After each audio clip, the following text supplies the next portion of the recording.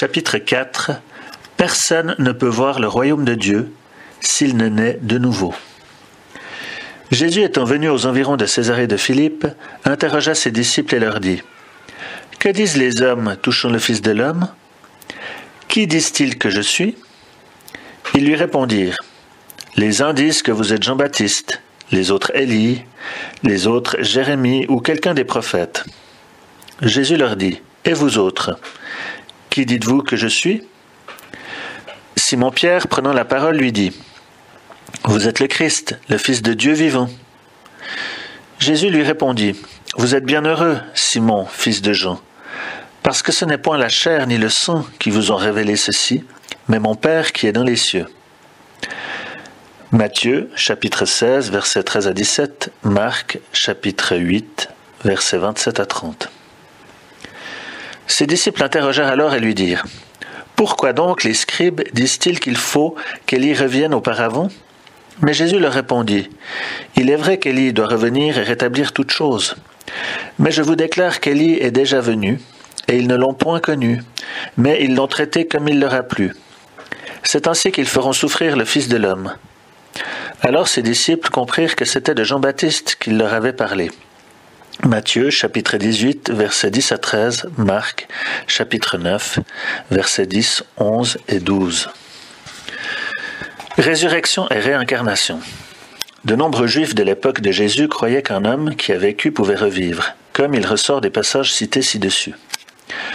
Dans ces extraits de l'Évangile, les disciples discutent avec Jésus du retour du prophète Élie, qui avait vécu des centaines d'années auparavant. Jésus leur répond qu'Élie est revenu en la personne de Jean-Baptiste. C'est un témoignage de la croyance en la réincarnation. La réincarnation signifie le retour de l'esprit à la vie corporelle. Après la mort du corps physique, l'esprit retourne dans le monde spirituel pendant un certain temps. Il retrouve ceux qu'il a aimés, s'instruit et se rend utile s'il le désire. Puis il se réincarne à nouveau sur Terre ou sur une autre planète. La réincarnation lui permet de mettre en pratique ce qu'il a appris dans le monde spirituel et de progresser moralement et intellectuellement. Il ne faut pas confondre la réincarnation avec la résurrection. La résurrection est la croyance selon laquelle le corps humain ressuscitera à la fin des temps. Certaines religions, notamment le catholicisme, l'islam, le judaïsme, croient en une fin des temps et en la résurrection des corps, c'est-à-dire que les corps retrouveront vie. Or, il est impossible que les atomes des corps, dispersés depuis longtemps et transformés, se rassemblent à nouveau. Par ailleurs, les temps n'ont pas de fin, ils sont éternels, au même titre que l'espace est infini. La réincarnation d'Élie était le retour de son âme sur terre dans un nouveau corps, celui de l'enfant que l'on a appelé Jean-Baptiste. Jésus a donc enseigné la loi de la réincarnation à ses disciples.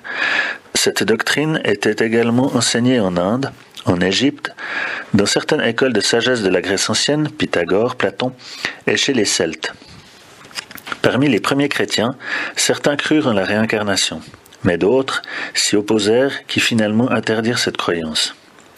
C'est pourquoi aujourd'hui les églises catholiques, protestantes et orthodoxes nient la réincarnation, bien que de nombreux fidèles croient en cette doctrine. Le spiritisme enseigne la loi des réincarnations. Elle permet de comprendre pourquoi certains êtres humains ont des talents particuliers, comme les enfants prodiges, ainsi Mozart qui composait ses premières œuvres à l'âge de 6 ans, les génies scientifiques tels qu'Albert Einstein, auteur de la célèbre équation E = mc2, et bien d'autres.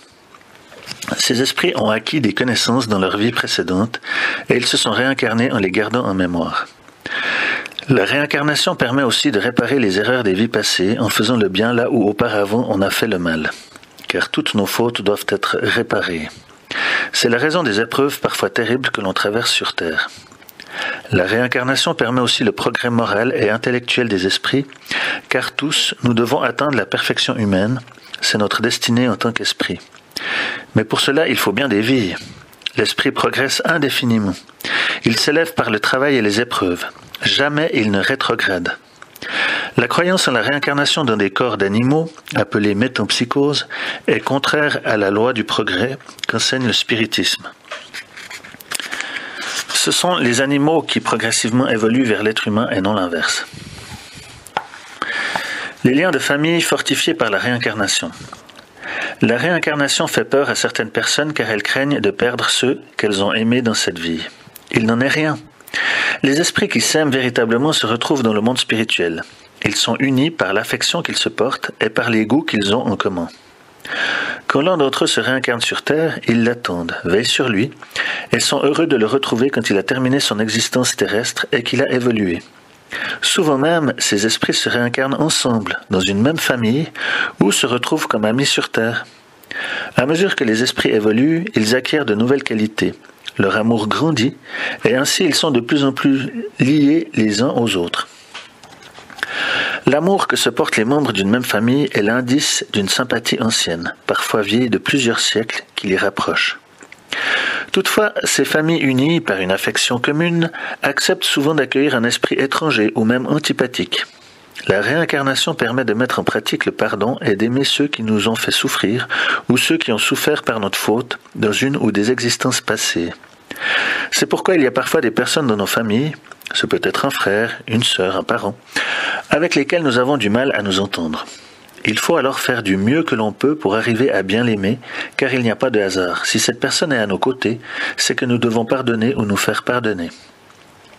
Grâce aux réincarnations successives, les esprits qui s'aiment progressent ensemble et ouvrent leur cœur à d'autres esprits, car l'amour en nous doit devenir aussi vaste que l'océan. Et maintenant, la communication d'un esprit. Nécessité de l'incarnation.